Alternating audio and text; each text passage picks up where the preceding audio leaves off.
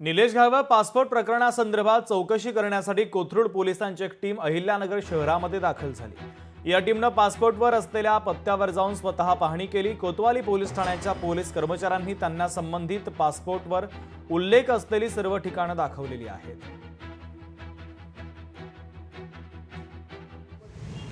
अहिल्यानगर जिल्हा पोलीस दलाकडे पासपोर्ट ऑफिसकडनं निलेश गायवळ यांचे प्रकरण आलेलं होता व्हेरिफिकेशनसाठी आणि त्यांनी जो पत्ता दिलेला होता तो कोतवाली पोलीस ठाण्या हद्दीतला होता। कोतवाली पोलीस ठाण्याने जेव्हा व्हेरीफाय केला तेव्हा त्या पत्त्यावरती ती व्यक्ती मिळून आली नाही।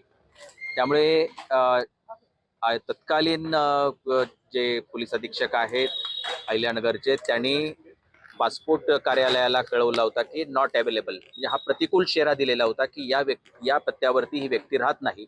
अशा पद्धतीचा अहवाल जो आहे तर तो पासपोर्ट कार्यालयाला तेव्हाच जो आहे तर कळवण्यात आलेला आहे। लोकशाही मराठी ऐका, पहा, जागरूक रहा।